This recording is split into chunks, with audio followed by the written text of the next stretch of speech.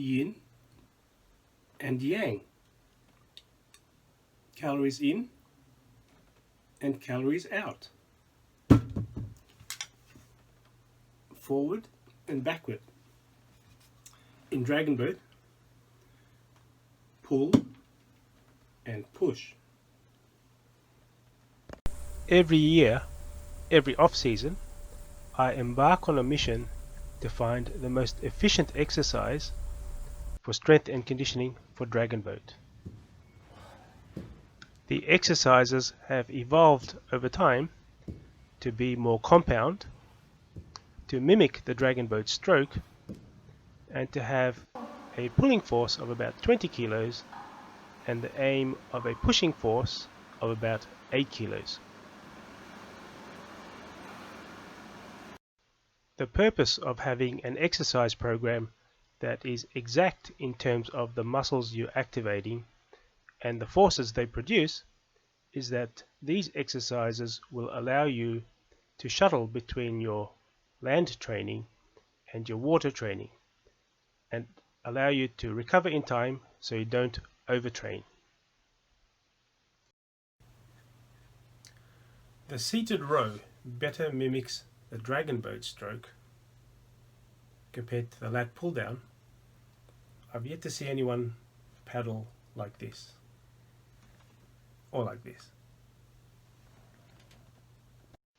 Remember, the muscle that works the hardest will tire first. In the seated row, the middle traps work at 92% of their maximum and will tire before the lats. So that's the muscle you need, or the muscle group that you need to strengthen and improve the endurance of, so that you do not fatigue because of those muscles. There are many muscles in that region, each with a different length-tension relationship at different positions of the arm. You can see the muscles that are working the hardest appear to be around the shoulder girdle and the middle traps. You can also see the lats working to some extent here.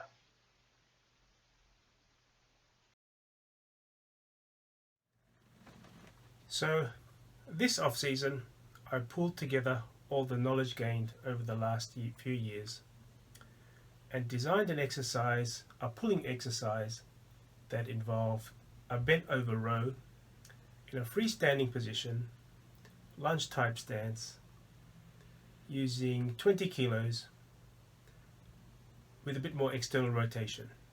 The purpose of that was to engage the muscles that mimic the Dragon Boat stroke, but overload the scapular muscles with the external rotation.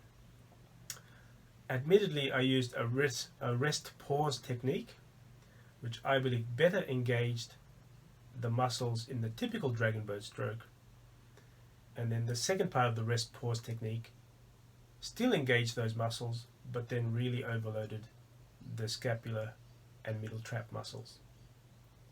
I also used a pushing movement, that involved activation of the rectus abdominis,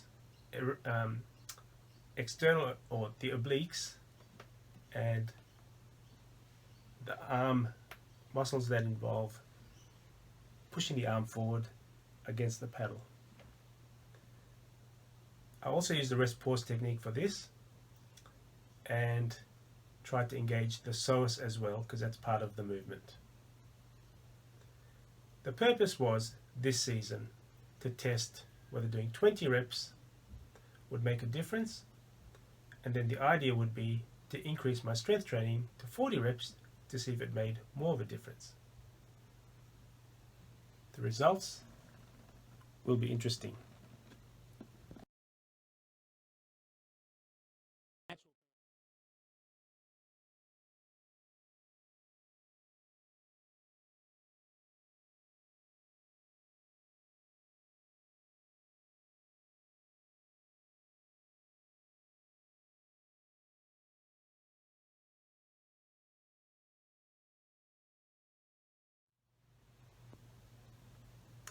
Look, the exercises are complicated and the technique sounds a bit complicated.